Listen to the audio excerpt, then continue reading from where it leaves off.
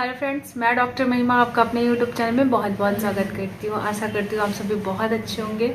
ठंड के मौसम आ गए हैं, सर्दियाँ आ गई हैं और ठंड हवाएं चल रही हैं, जिससे बच्चों में बहुत जल्दी सर्दी जुकाम की समस्या हो जा रही है और बुज़ुर्गों में भी हो जा रही है।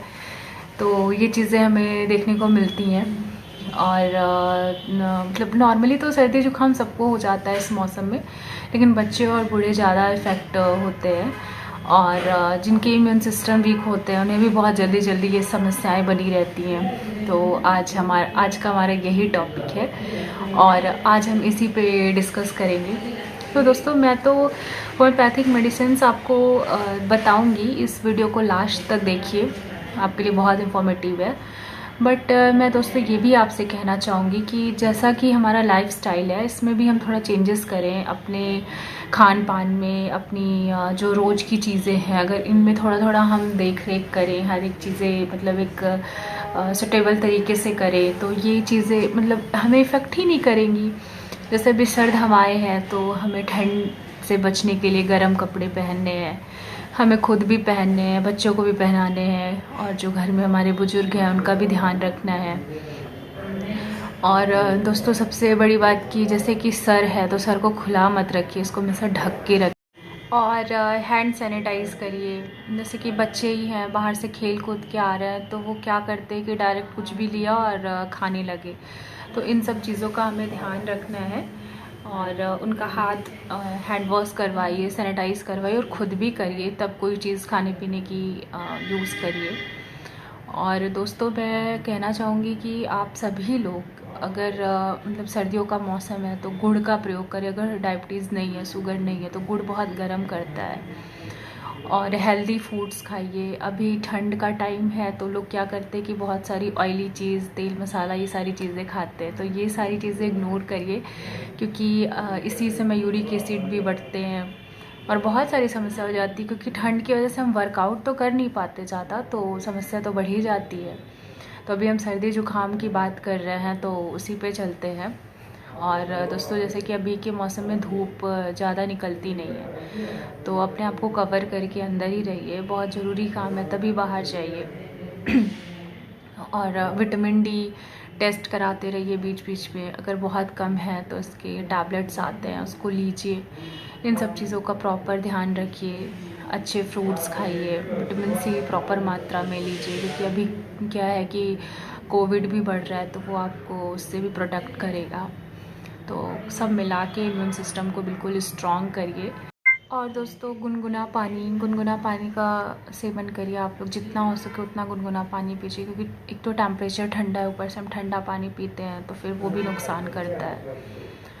और इसके साथ साथ अगर हम बाहर से आ रहे हैं और हमें थोड़ा लग रहा है कि हाँ ठंडी लग रही है, ठंडी जैसा लग रहा है कि ठंडी लग गई है, तो आप अजवाइन और हींग का पानी भी पी सकते हैं। मतलब एक बाउल में आप पानी रखिए, अजवाइन रखिए और लौंग डाल के उसको बॉईल करके अच्छे से उसको भी पी सकते हैं। उससे भी आपको बहुत आराम मिलेगा, क्योंकि ये मैंने अपनी माँ से सीखा है।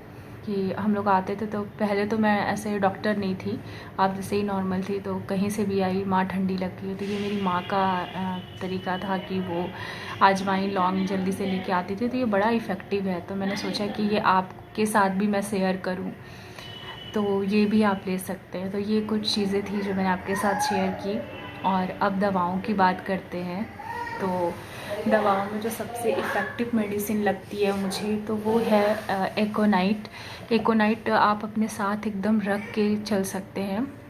और जैसे बाहर निकल रहे और ठंड लग गई, अगर ऐसा कंडीशन है, छींक आ रही है, तुरंत एकदम ठंड लग रही है, इस टाइप का कुछ भी है, तो आप एकोनाइट 30 पोटेंसी में ले लीजिए। 3 ड्रॉप सुबह दोपहर शाम, एकदम ठीक हो जाएगा आपका कफ कोल्ड। और अगर बच्चे हैं, बच्चों में 1 ड्रॉप, और अगर बहुत छोटे बच्चे हैं तो उसे स्पून में पानी लीजिए, 1 ड्रॉप उसको मिलाइए और बच्चों को पिला दीजिए। एकदम कफ कोल्ड फ्री और आप भी टेंशन फ्री। तो इसे आप अपने बैग में कैरी कर सकते हैं और आराम से ले सकते हैं। और दूसरी मेडिसिन की बात करूँ तो मैं फेरमफॉस 6X। फेरमफॉस का क्या यूज़ है कि जैसे कि जब जुकाम सेकंड स्टेज की तरफ रहता है, बहुत ज़्यादा हेडेक है, फीवर हो रहा है और मतलब बहुत ज़्यादा दिक्कत प्रॉब्लम्स बढ़ रही हैं, तब आप उस कंडीशन में आप फेरमफॉस 6x का प्रयोग कर सकती हैं। 2 गोली या फिर 4 गोली भी आप हाफ कप पानी में उसको मिला के गर्म पानी में, गुनगुने पानी में लीजिए। ये भी बहुत इफ़ेक्टिव मेडिसिन है। और तीसरी मेडिसिन की बात करें तो आर्सेनिक एल्बम।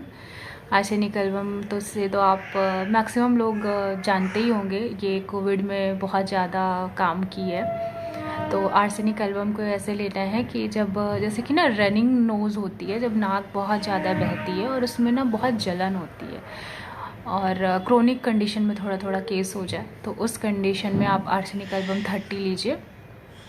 तो इसकी आर्सेनिक का क्या है कि ये रात में इसकी कोई प्रॉब्लम्स रात में ज़्यादा बढ़ती है, तो आप आर्सेनिक एल्बम का प्रयोग इस कंडीशन में कर सकते हैं। ये भी बहुत। तो दोस्तों अब नेक्स्ट मेडिसिन की बात करें तो एलियम सिपा। एलियम सिपा 30 का प्रयोग हम तब करते हैं जब हमारी नाक मतलब बहुत ज़्यादा रनिंग नोज़, बहुत पानी जैसा गिर रहा हो और कंट्रोल ना हो, तो उस कंडीशन में हम एलियम सिपा 30 दे देते हैं, 3 ड्रॉप सुबह शाम, और बच्चों में 1-1 ड्रॉप। और अब नेक्स्ट मेडिसिन चाइना 30।